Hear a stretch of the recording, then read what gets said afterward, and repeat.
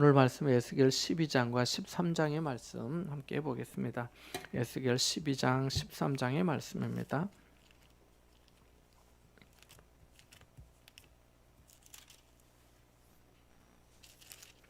구약성경 1164쪽인데요. 에스겔 12장 13장의 말씀 같이 보겠습니다. 함께 봅니다. 또 여호와의 말씀이 내게 임하여 이르시되 인자야 내가 반역하는 족속 중에 거주하는도다. 그들은 볼 눈이 있어도 보지 아니하고 들을 귀가 있어도 듣지 아니하나니 그들은 반역하는 족속임이라. 인자야 너는 포로의 행장을 꾸리고 낮에 그들의 목전에서 끌려가라. 네가 내 처소를 다른 곳으로 옮기는 것을 그들이 보면 비록 반역하는 족속이라도 혹 생각이 있으리라. 너는 낮에 그들의 목전에서 내 포로의 행장을 밖에 내놓기를 끌려가는 포로의 행장같이 하고 저물 때에 너는 그들의 목전에서 밖으로 나가기를 포로되어 가는 자 같이 하라. 너는 그들의 목전에서 성벽을 뚫고 그리로 따라 옮기되 캄캄할 때 그들의 목전에서 어깨에 메고 나가며 얼굴을 가리고 땅을 보지 말지어다. 이는 내가 너를 세워 이스라엘 족속에게 징조가 되게 함이라 하시기로 내가 그 명령대로 행하여 나의 행장을 끌려가는 포로의 행장같이 내놓고 저물 때 내 손으로 성벽을 뚫고 캄캄할 때 행장을 내다가 그들의 목전에서 어깨에 메고 나가니라. 이튿날 아침에 여호와의 말씀이 또 내게 임하여 이르시되 인자야 이스라엘 족속 곧 그 반역하는 족속이 네게 묻기를 무엇을 하느냐 하지 아니하더냐. 너는 그들에게 말하기를 주 여호와의 말씀에 이것은 예루살렘 왕과 그 가운데 있는 이스라엘 온 족속에 대한 묵시라 하셨다 하고 또 말하기를 나는 너희 징조라. 내가 행한 대로 그들도 포로로 잡혀가리라. 무리가 성벽을 뚫고 행장을 그리로 가지고 나가고 그 중에 왕은 어두울 때 어깨에 행장을 메고 나가며 눈으로 땅을 보지 아니하려고 자기 얼굴을 가리리라 하라. 내가 또 내 그물을 그의 위에 치고 내 올무에 걸리게 하여 그를 끌고 갈대아 땅 바벨론에 이르리니 그가 거기에서 죽으려니와 그 땅을 보지 못하리라. 내가 그 호위하는 자와 부대들을 다 사방으로 흩고 또 그 뒤를 따라 칼을 빼리라. 그들을 이방이 가운데로 흩으며 여러 나라 가운데 해친 후에야 내가 여호와인 줄을 그들이 알리라. 그러나 내가 그중 몇 사람을 남겨 칼과 기근과 전염병에서 벗어나게 하여 그들이 이르는 이방인 가운데에서 자기의 모든 가증한 일을 자백하게 하리니 내가 여호와인 줄을 그들이 알리라. 여호와의 말씀이 또 내게 임하여 이르시되 인자야 너는 떨면서 내 음식을 먹고 놀라고 근심하면서 내 물을 마시며 이 땅 백성에게 말하되 주 여호와께서 예루살렘 주민과 이스라엘 땅에 대하여 이르시기를 그들이 근심하면서 그 음식을 먹으며 놀라면서 그 물을 마실 것은 이 땅 모든 주민의 포악으로 말미암아 땅에 가득한 것이 황폐하게 됨이라. 사람이 거주하는 성읍들이 황폐하며 땅이 적막하리니 내가 여호와인 줄을 너희가 알리라 하셨다 하라. 여호와의 말씀이 또 내게 임하여 이르시되 인자야 이스라엘 땅에서 이르기를 날이 더디고 모든 묵시가 사라지리라 하는 너희의 이 속담이 어찌 됨이냐. 그러므로 너는 그들에게 이르기를 주 여호와께서 이같이 말씀하시기를 내가 이 속담을 그치게 하리니 사람이 다시는 이스라엘 가운데에서 이 속담을 사용하지 못하리라 하셨다 하고 또 그들에게 이르기를 날과 모든 묵시의 응함이 가까우니 이스라엘 족속 중에 허탄한 묵시나 아첨하는 복술이 다시 있지 못하리라 하라. 나는 여호와라. 내가 말하리니 내가 하는 말이 다시는 더디지 아니하고 응하리라. 반역하는 족속이여 내가 너희 생전에 말하고 이루리라. 나 주 여호와의 말이니라 하셨다 하라. 여호와의 말씀이 또 내게 임하여 이르시되 인자야 이스라엘 족속의 말이 그가 보는 묵시는 여러 날 후의 일이라. 그가 멀리 있는 때에 대하여 예언하였다 하느니라. 그러므로 너는 그들에게 이르기를 주 여호와의 말씀에 나의 말이 하나도 다시 더디지 아니할지니 내가 한 말이 이루어지리라. 나 주 여호와의 말이니라 하셨다 하라. 여호와의 말씀이 내게 임하여 이르시되 인자야 너는 이스라엘에 예언하는 선지자들에게 경고하여 예언하되 자기 마음대로 예언하는 자에게 말하기를 너희는 여호와의 말씀을 들으라. 주 여호와의 말씀에 본 것이 없이 자기 심령을 따라 예언하는 어리석은 선지자에게 화가 있을진저 이스라엘아 너희 선지자들은 황무지에 있는 여우 같으니라. 너희 선지자들이 성 무너진 곳에 올라가지도 아니하였으며 이스라엘 족속을 위하여 여호와의 날에 전쟁에서 견디게 하려고 성벽을 수축하지도 아니하였느니라. 여호와께서 말씀하셨다고 하는 자들이 허탄한 것과 거짓된 점괘를 보며 사람들에게 그 말이 확실히 이루어지기를 바라게 하거니와 그들은 여호와가 보낸 자가 아니라 너희가 말하기는 여호와의 말씀이라 하여도 내가 말한 것이 아닌즉 어찌 허탄한 묵시를 보며 거짓된 점괘를 말한 것이 아니냐. 이어 그러므로 주 여호와께서 이같이 말씀하셨느니라. 너희가 허탄한 것을 말하며 거짓된 것을 보았은즉 내가 너희를 치리라. 주 여호와의 말씀이니라. 그 선지자들이 허탄한 묵시를 보며 거짓 것을 점쳤으니 내 손이 그들을 쳐서 내 백성의 공회에 들어오지 못하게 하며 이스라엘 족속의 호정에도 기록되지 못하게 하며 이스라엘 땅에도 들어가지 못하게 하리니 너희가 나를 여호와인 줄 알리라. 이렇게 칠 것은 그들이 내 백성을 유혹하여 평강이 없으나 평강이 있다 함이라. 어떤 사람이 담을 쌓을 때에 그들이 회치를 하는도다. 그러므로 너는 회치라는 자에게 이르기를 그것이 무너지리라. 폭우가 내리며 큰 우박덩이가 떨어지며 폭풍이 몰아치리니 그 담이 무너진즉 어떤 사람이 너희에게 말하기를 그것에 칠한 회가 어디 있느냐 하지 아니하겠느냐.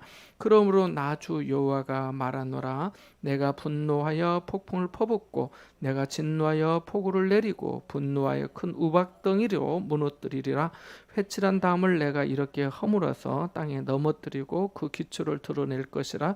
담이 무너진즉 너희가 그 가운데에서 망하리니 나를 여호와인 줄 알리라. 이와 같이 내가 내 노를 담과 회칠한 자에게 모두 이루고 또 너희에게 말하기를 담도 없어지고 칠한 자들도 없어졌다 하리니 이들은 예루살렘에 대하여 예언하기를 평강이 없으나 평강의 묵시를 보았다고 하는 이스라엘의 선지자들이니라. 주 여호와의 말씀이니라. 인자야 너의 백성 중 자기 마음대로 예언하는 여자들에게 경고하며 예언하여 이르기를 주 여호와의 말씀에 사람의 영혼을 사냥하려고 손목마다 부적을 꿰어매고 키가 큰 자나 작은 자의 머리를 내어 수건을 만드는 여자들에게 화 있을진저 너희가 어찌하여 내 백성의 영혼은 사냥하면서 자기를 위하여는 영혼을 살리려 하느냐.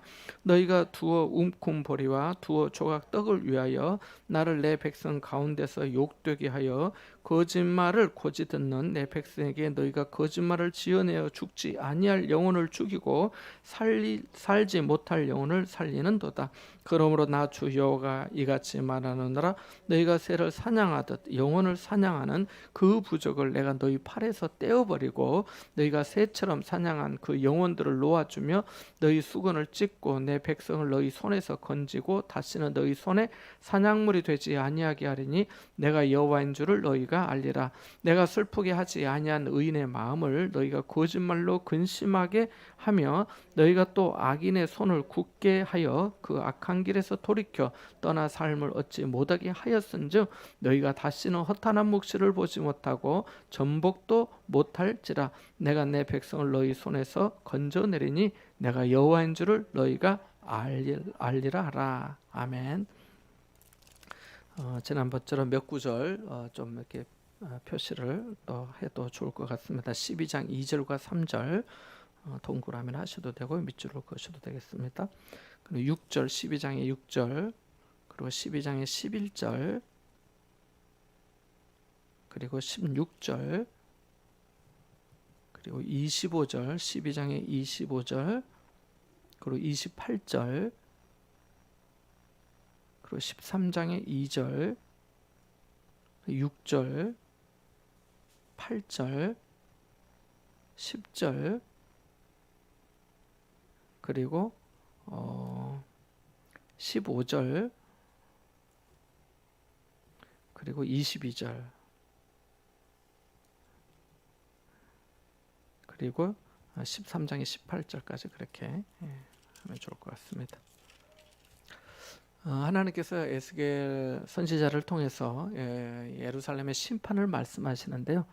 전에 말씀드린 것처럼 에스겔은 이스라엘이 다 예루살렘이 다 망하기 전에 먼저 1차, 2차 포로기에 먼저 끌려갔습니다.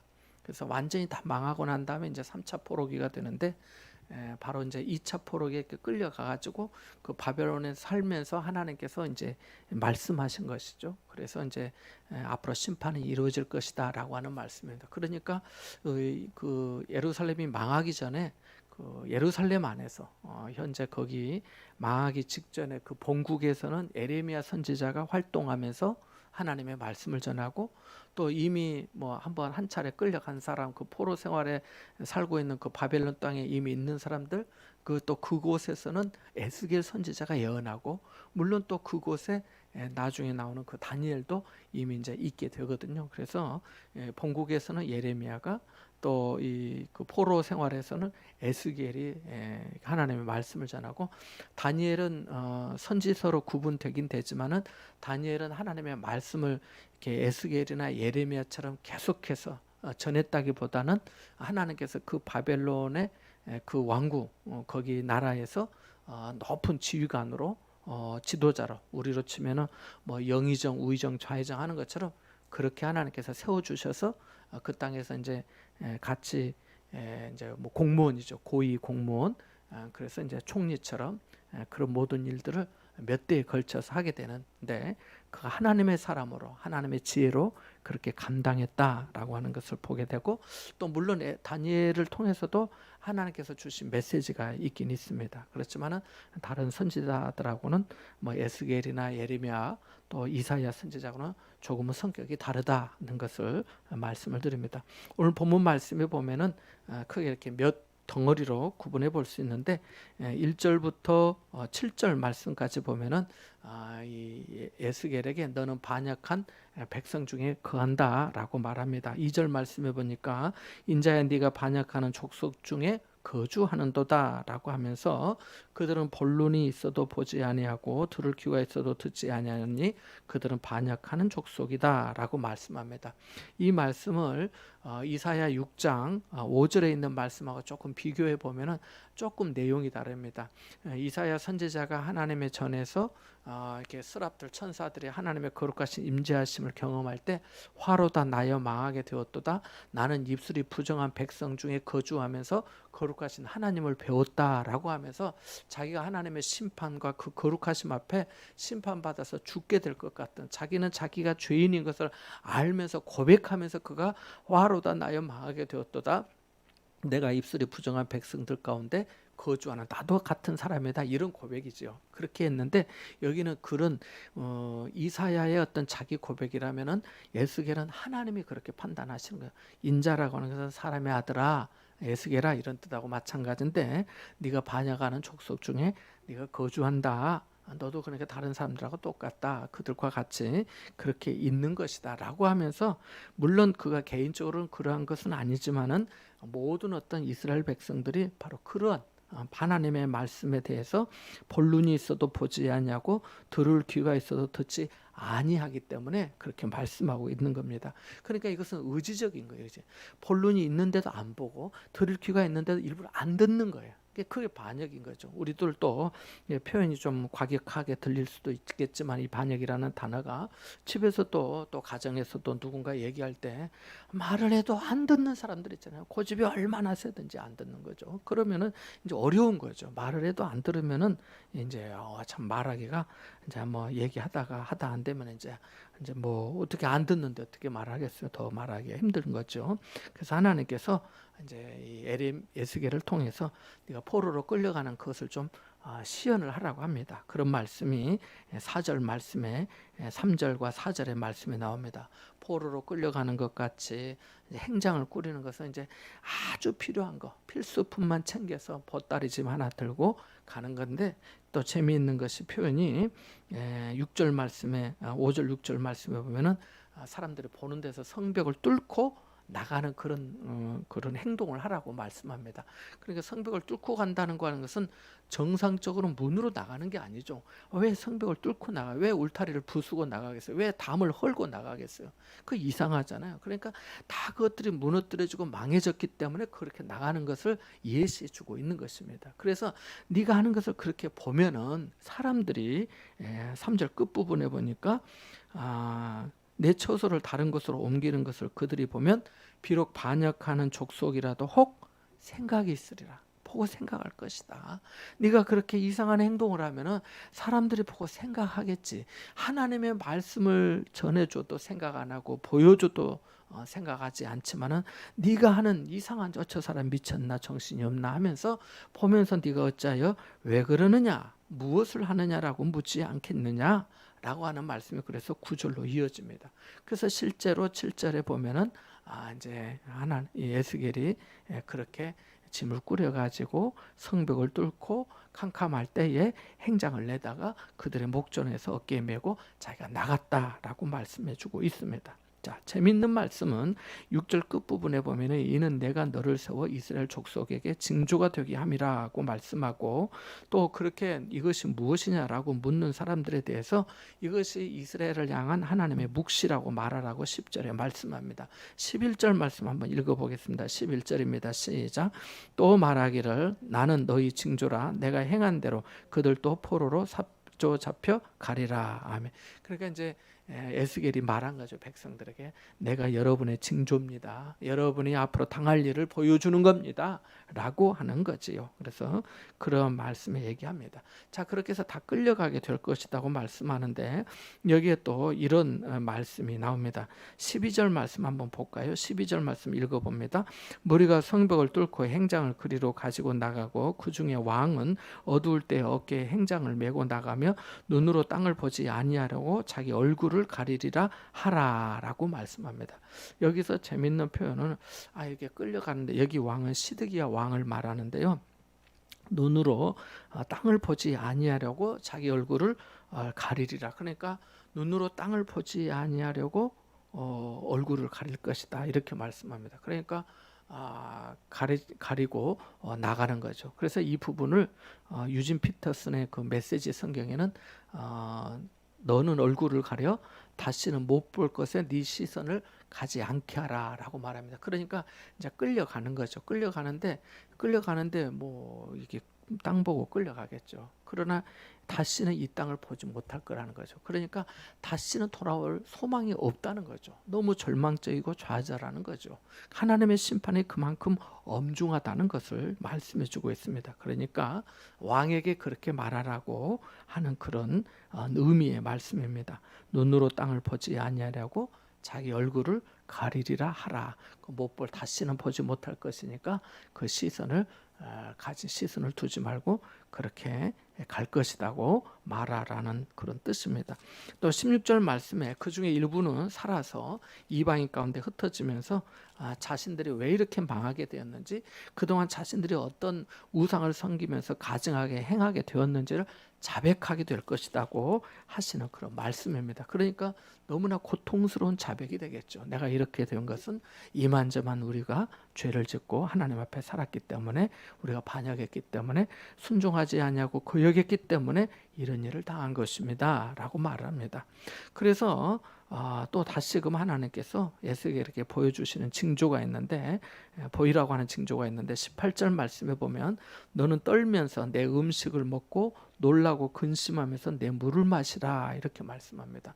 이 말씀을 이렇게 오늘 준비하는데 지금 뭐 아시다시피 뭐 러시아 우크라이나 전쟁 소식은 쏙 들어가고 지금 뭐 이스라엘과 또 그 가자 지구 팔레스타인 사람들과 이렇게 전쟁의 소식이 지금 뭐 뉴스에 계속 나오고 있는데 바로 지금의 이런 이 말씀하고 똑같은 그런 처지가 아니겠습니까? 떨면서 음식을 먹고 놀라고 근심하면서 뭐 마실 물도 없고 뭐 하는 그런 처지에 있는데 누가 옳으냐 그러냐를 따지는 것도 사실 쉽지가 않는데 아무튼 참 이 전쟁의 참상이 가져다주는 어떤 비극 이런 어떤 고통 이 아픔과 상처 이런 것들은 말로 다 할 수가 없지요.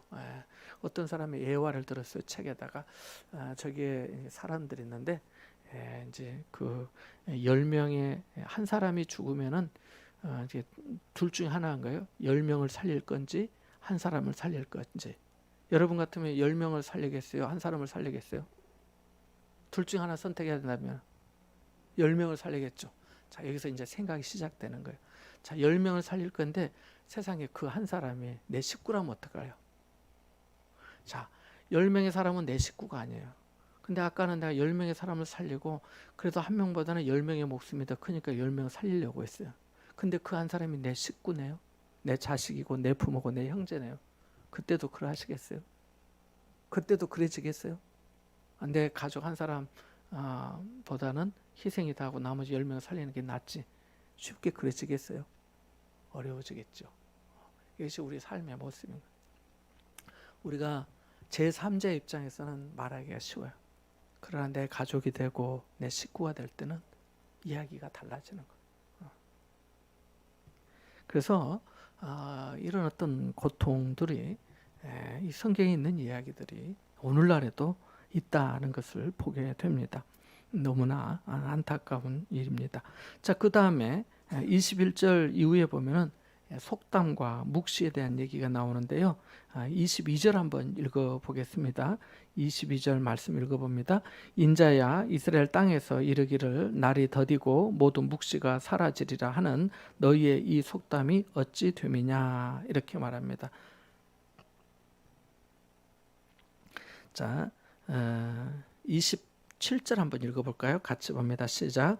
인자야 이스라엘 족속의 말이 그가 보는 묵시는 여러 날 후의 일이라 그가 멀리 있는 때에 대하여 예언하였다 하느니라. 아멘. 무슨 말이냐면요.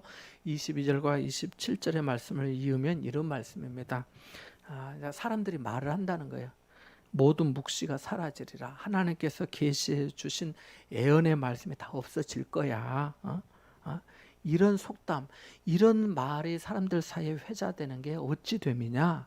세상에 하나님의 말씀이 사라지다니 이런 뜻입니다. 그런다고 말할 수 있다니 이런 뜻입니다. 뭐라고 말했냐면 27절에 이스라엘 족속의 말이 그가 보는 묵시는, 그러니까 에스겔 선지자가 본 묵시, 하나님께서 에스겔을 통해서 또는 예레미야를 통해서 선지자들을 통해서 주신 그 말씀의 묵시, 그 예언의 말씀은 지금이 아니고 앞으로 여러 날 후에 있을 일이야. 그러니까 지금은 걱정 안 해도 돼. 그가 멀리 있는 때에 대해서 예언한 거야. 지금 당장 이루어질 일이 아니야. 그럼 어떻게 되는 거예요? 마음을 놓게 되죠. 그래서 13장 10절 말씀 한번 읽어볼까요? 13장 10절입니다. 같이 봅니다. 시작. 이렇게 칠 것은 그들이 내 백성을 유혹하여 평강이 없으나 평강이 있다 함이라. 어떤 사람이 담을 쌓을 때 그들의 회치를 하는도다. 아멘. 그래서 13장 8절 말씀 제가 밑줄을 또 그라고 말씀 표시라고 말씀드렸는데 거기도 보면은 그러므로 주 여호와께서 이같이 말씀하셨느니라 너희가 허탄한 것을 말하며 거짓된 것을 보았은즉 내가 너희를 치리라 주 여호와의 말씀이니라. 12장과 13장의 차이는 뭐냐면 13장은 거짓 선지자들이 그렇게 했다는 거예요. 근데 12장이 아까 속담과 묵시에 대해서 어떻게 이런 속담이 어찌됨이냐 하는 것은 사람들 사이에, 세간에, 백성들 사이에 그런 말들이 도는데 그건 아니라는 거죠. 하나님의 말씀이 어떻게 저 멀리 있을 일이니까 마치 그것은 그 모든 묵시가 사라질 거 어떻게 하나님의 말씀이 사라져? 천지는 없어지겠지만 내 말은 없어지지 아니하리라고 하나님이 분명히 말씀하셨는데도 불구하고 하나님의 말씀을 아주 우습게 생각한 거죠. 멸시한 거죠. 그것을 지금 지적하고 계신 것입니다. 그래서 하나님께서 24절과 25절에 말씀합니다. 같이 봅니다. 12장 24절 25절입니다. 시작. 이스라엘 족속 중에 허탄한 묵시나 아첨하는 복술이 다시 있지 못하리라 하라. 나는 여호와라. 내가 말하리니 내가 하는 말이 다시는 더디지 아니하고 응하리라. 반역하는 족속이여 내가 너희 생전에 말하고 이루리라. 나 주 여호와의 말이니라 하셨다 하라. 아멘. 그래서 하나님께서 말씀하신 거예요. 더디 이루어져 아주 오래전 오래 후의 일이다. 뭐 그건 없어져. 노 그러지 않을 거다고. 내가 하는 말은 다시는 더디지 않냐고 반드시 성취되고 응할 것이다. 그리고 너희 생전에 말하고 이룰 것이다 하고까지 아예 짚어서 딱 하나님께서 말씀해 주시는 것입니다. 28절 말씀도 같은 의미의 말씀입니다. 25절과 그래서 주 여호와의 말씀에 나의 말이 하나도 다시 더디지 아니할지니 내가 한 말이 이루어지리라 나 주 여호와의 말이니라 이렇게 말씀하고 계십니다. 자, 그래서 자 다시 이제 13장으로 넘어가면은 거짓 선지자 그리고 또 17절 이후에는 거짓말로 예언하는 여자들도 있는 거예요. 여자들도. 그러니까 거짓 선지자들이 있고 또 거짓으로 예언하는 여자들 뭐 이게 부족도 나오는 18절 말씀에 보면은 13장 18절에 사람의 영혼을 사냥하려고 손목마다 부족을 꿰어매고 키가 큰 자나 작은 자의 머리를 내어 수건을 만드는 여자들에게 화 있을진저라고 말합니다. 그러면서 내 백성의 영혼은 사냥하면서 자기를 위하여는 영혼을 살리려 하느냐. 그러니까 내 백성의 영혼을 죽이는 너희들이 다른 사람은 죽이면서 자기는 살려고 하느냐. 그럴 수는 없다. 그렇게 되지 않을 것이다. 라고 하는 말씀입니다. 그래서 거짓 선지자들은 어떻게 예언하느냐? 여기에 말씀에 나와 있는데요. 2절 말씀에 13장 2절 한번 읽어볼까요? 같이 봅니다. 13장 2절입니다. 인자야 너는 이스라엘에 예언하는 선지자들에게 경고하여 예언하되 자기 마음대로 예언하는 자에게 말하기를 너희는 여호와의 말씀을 들으라. 자기 뭘로 예언한다고요? 자기 마음대로 예언한 거. 제가 이제 그 아주 오래전에 아주 기도하시는 뭐 이렇게 원장님, 여자 원장님이 계신다 해가지고 나주에서 목포 가는 길에 보면 무안이라는 곳이 있습니다. 그래서 무안에 어느 이제 기도원을 갔어요. 이제 너무 오래돼서 기도원 이름은 생각이 나지 않는데 이제 누구랑 같이 기도받으러 갔어요. 이제 그때는 아무튼 또 뭐 그런 또 사모함도 있고 기도도 하고 해가지고 갔는데 이제 뭐라고 얘기를 한 거예요. A라고 얘기를 했어요. 그래서 제가 다음에 한 달 정도 있다가 또 갔어요. 근데 전에하고 또 다른 애 말이 그래가지고 이거 가짜구나 그렇게 생각을 했어요. 하나님께서 그 말씀하셨다면서 진짜 아주 그냥 얘기를 분명하게 하시더라고요. 그래서 근데 제 마음에 그냥 좀 어려웠어요. 그래서 제가 한 달 정도 있다가 똑같은 기도 제목으로 어떻게 왔냐고 해서 이제 근데 사람이 많이 오고 가고 하니까 아마 저를 잊은 것 같아요. 그래서 또 물어봤죠. 그랬더니 전에하고 다르더라고요. 그래서 하나님께서 말씀 정말 하나님의 뜻이면 똑같지 않을까 이런 생각을 했는데 좀 달라지면서 그때 아무튼 그때 저한테는 그게 되게 좀 충격적인 그런 경험이기도 했습니다. 그런 적이 있었어요. 그래서 자기 마음대로 우리가 하나님 앞에 기도하는데 직통 계시를 받았어 말씀을 해준다. 그럴 수도 있겠죠.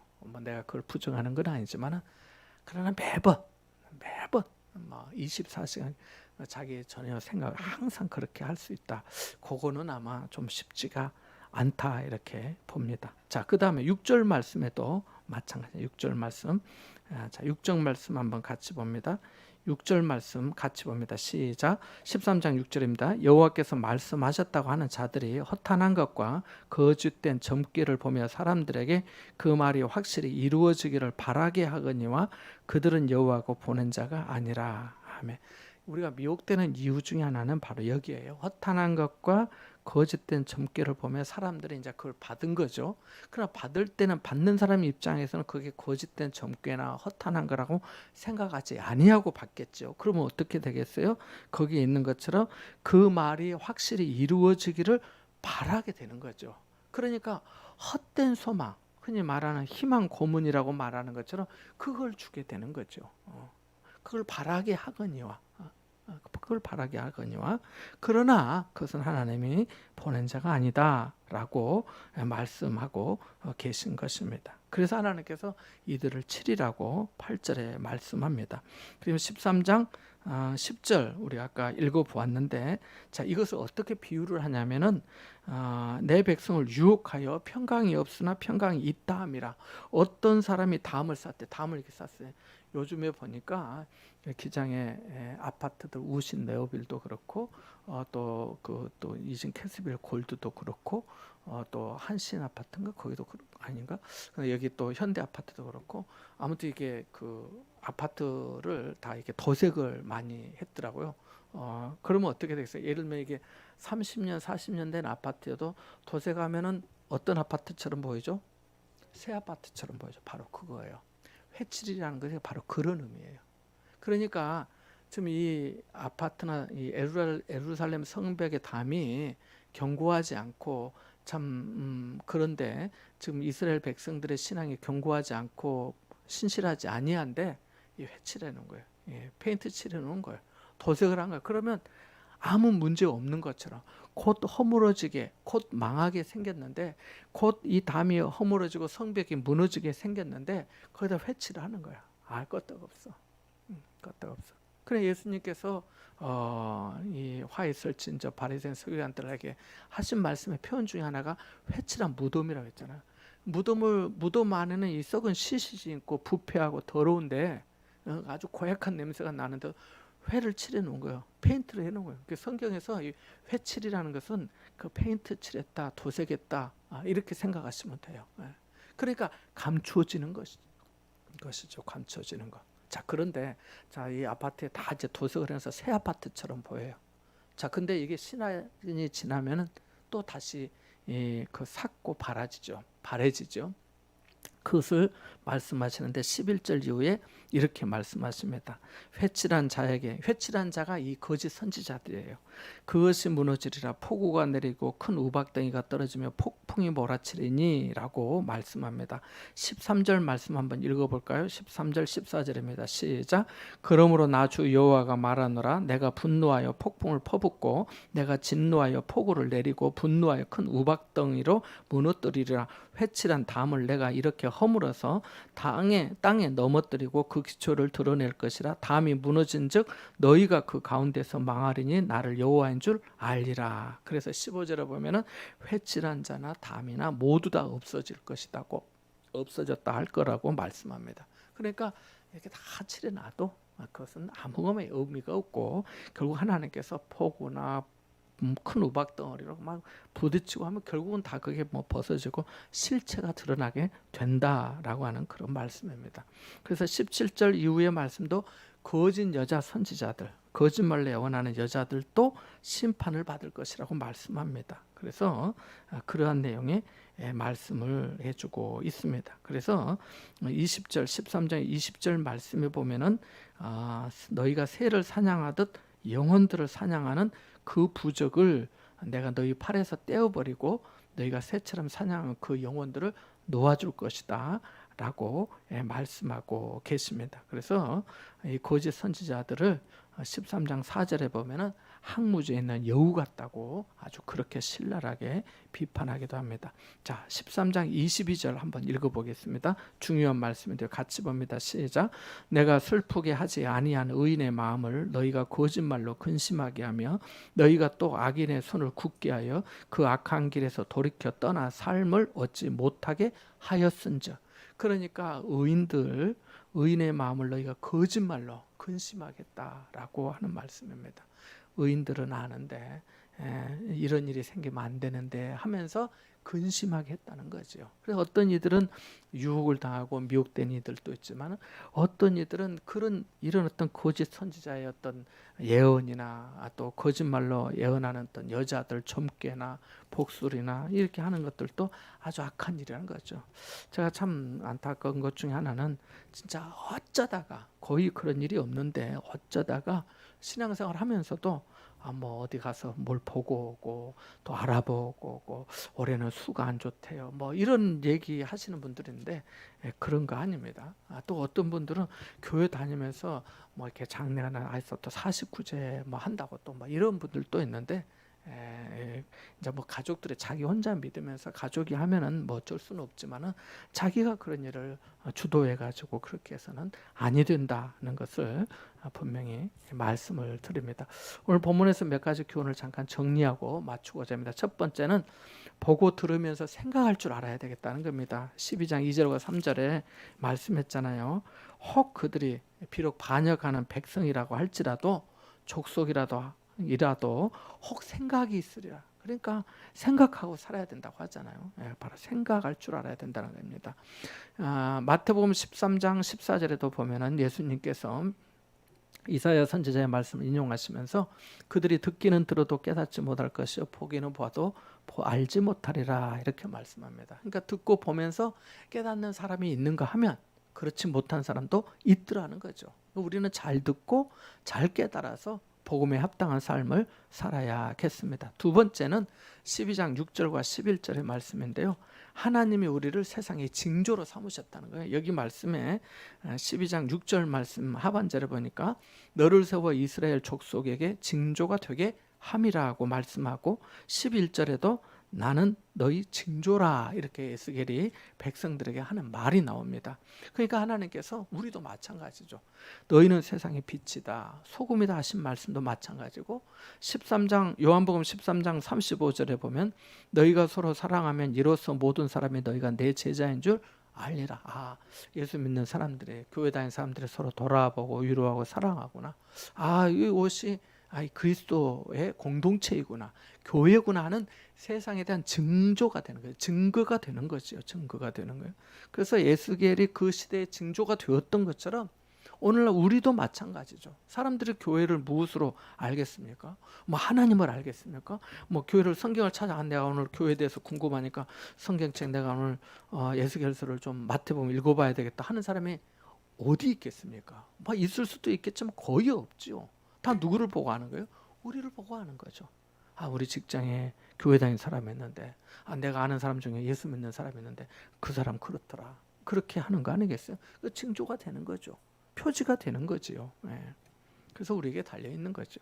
세 번째는 하나님의 말씀은 반드시 더디지 않고 응해질 것이다 라고 하는 말씀입니다.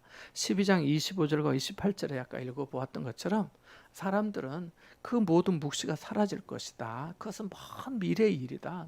그게 아니고 하나님께서 이스라엘 백성들 말씀을 의심하고 불평하고 믿지 않았어요. 냉소적이고 비판적이었어요. 참지 못하고 성급히 판단하였어요. 늘 하나님의 말씀에 딴지를 걸고 자기 시대 혹은 자신과는 상관이 없다고 생각했습니다. 불편한 참 예언보다는 듣기 좋은 허탄한 묵시나 아첨하는 복수를 더 좋아했어요. 문제 없어요. 평강해요. 이런 말씀들. 잘 되고 있어요. 이런 말씀들. 허탄한 말씀에 미혹되지 말고 정직하고 단순하게 또 간절하게 하나님의 말씀을 우리가 받아들여야 되겠다는 것입니다. 하나님의 말씀은 반드시 더디지 아니하고 성취될 줄 믿습니다. 오늘 말씀에 너희 세대에 이룰 것이다. 너희 생전에 말하고 이루리라고 25절에 말씀합니다. 오늘날 우리가 보고 있는 거죠. 지진과 전쟁의 소식과 기근의 소식들을 들으면서 지금 세상이 너무 지금 어렵구나. 내가 이때 기도하고 깨어 있어야 되겠구나. 하나님의 말씀을 좀 더 가까이 하고 내가 어떻게 하나님 앞에 한 영혼이라도 구원할 수 있을지 은혜를 구하고 도움을 구하면서 살아야 되겠구나. 그래야 되는 거 아니겠습니까? 자, 마지막으로 우리는 영혼을 살리는 자가 되어야 되겠다는 것입니다. 13장 전체 거짓 선지자들에 대한 말씀은 다 영혼을 죽이는 거예요. 영혼을 죽이고 미혹하고 유혹하는 거지요. 13장 2절과 6절과 8절과 10절의 내용들이 다 그리한데 그리고 18절, 19절 말씀을 보면은 19절 끝부분을 또 보면은 영혼을 죽이고 살지 못할 영혼을 살리는도다 반대로 하고 있다는 거죠. 18장 끝부분에도 내 백성의 영혼은 사냥하면서라고 말씀합니다. 그러니까 우리가 이 마음대로 영원하면서 마음을 훔치고 또 영혼을 사냥하는 이런 못된 일들이 너무 많은 거죠. 황무지의 여우 같은 사람들이 지금도 얼마나 많은지 모릅니다. 그래서 우리는 영혼을 죽이고 하는 사람이 아니라 우리 영혼을 살리는 사람, 그들을 위로하고 또 세우면서 하나님의 사람으로 세워가는데 쓰임받는 저와 여러분 될 수 있기를 바랍니다. 같이 한번 기도하겠습니다. 신우식 선교사님 어제 그 아산병원에서 수술을 마치셨고요. 통화는 못했습니다. 아직 통화하기 좀 어려우신 것 같고 문자만 왔는데 기도해 주셔서 감사하다고 기도 부탁한다고.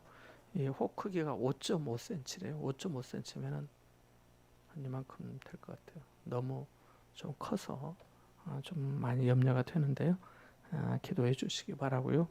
또 우리 가신 어르신분들 또 많이 계시고 우리 뭐 성도님들 중에 아픈 분이 아픈 분보다 안 아픈 분 세는 게 더 적응이 좀 빠를 것 같은 그렇게 생각이 듭니다. 같이 아픈 마음으로 또 함께하는 마음으로 같이 좀 기도하면 좋겠습니다. 같이 기도합니다.